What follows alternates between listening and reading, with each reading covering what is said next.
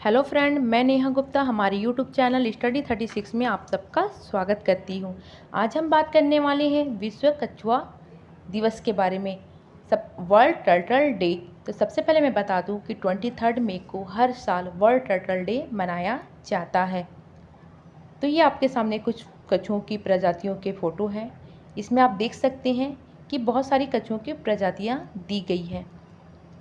सबसे पहले मैं आपको बता दूँ कि कछुओं की उम्र लगभग 300 साल तक हो सकती है और कछुए अपने आप को या अपनी सुरक्षा कवच के माध्यम से करते हैं। आइए जानते हैं हम विश्व कछुआ दिवस के बारे में। तो दुनिया भर में 23 मई को विश्व कछुआ दिवस मनाया जाता है। इस दिन मनाने का एक मुख्य एजेंडा या मुख्य उद्देश्य यह है कि लोगों का ध्यान कछुओं की तरफ आकर्षित करना है और उन्हें बचाने के लिए किए जाने वाले मानवीय प्रयासों को प्रोत्साहित करने के लिए है। खेती किसानों के साथ साथ कछुओं को पर्यावरण का मित्र भी कहा गया है। हालांकि तस्करी और नम भूमि के कारण या नम भूमि होने के साथ ही कछुओं का खतरा मंडराने लगा है। अगर हम बात अमेरिका की करें तो अमेरिका कछुआ बचाओ ने विश्व कछुआ दिवस मनाने की शुरुआत 1990 में की। तब से हर साल यह मनाया जाता है। कछुओं की प्रजातियों को बचाने और उसकी रक्षा के लिए गैर लाभकारी संगठन अमेरिकन टॉर्टवाइज रेस्क्यू की स्थापना 1990 में हुई थी। इसकी स्थापना विश्व भर में मौजूद कछुओं और उनके खत्म हो रहे निवास की रक्षा करने के लिए लोगों की मदद करने का उद्देश्य है। अगर इस संगठन में युवाओं और वयस्कों को कछुओं को बचाने के लिए जो सुझाव की बात करें तो इसके बहुत सारे सुझाव हैं जिस पर हम आज बात करते हैं।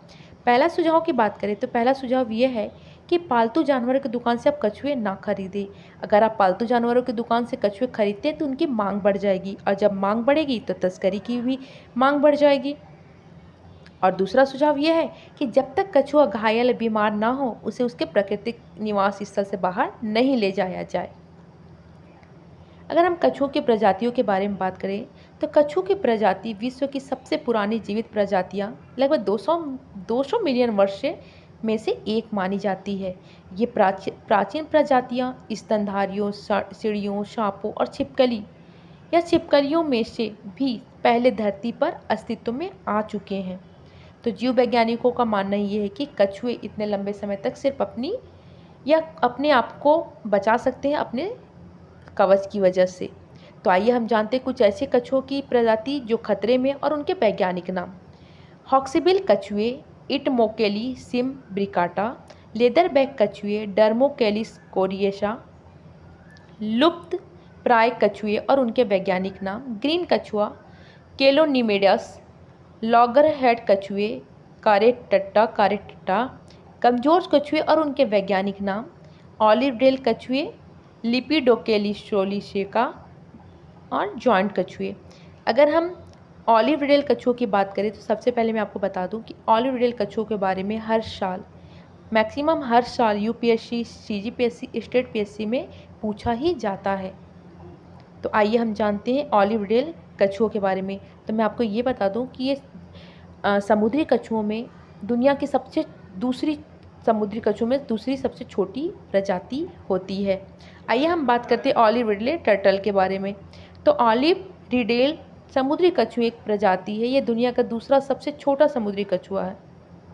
दुनिया का सर्वाधिक संकटग्रस्त समुद्री कछुआ ऑलिव रिडले हर साल जाड़ों में उड़ीसा के समुद्री तट पर अंडे देने आती हैं और गर्मियों के दिन में वापस चली जाती है। उड़ीसा के गहीरमाथा जो कि एक अभयारण्य है तट पर प्रजनन के लिए आते हैं। ये कछुए इस स्थान को बहुत ही ज़्यादा पसंद करते हैं।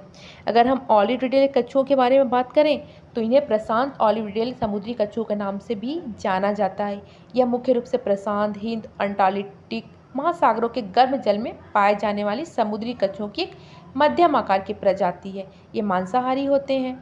पर्यावरण संरक्षण की दिशा में बात करें तो पर्यावरण संरक्षण की दिशा में काम करने वाला विश्व का सबसे पुराना और सबसे बड़ा संगठन IUCN, international union for conservation of nature द्वारा जारी रेड लिस्ट में इसे अति संवेदनशील प्रजातियों की श्रेणीबद्ध में रखा गया है ऑलिव रिडेल समुद्री कछुओं को।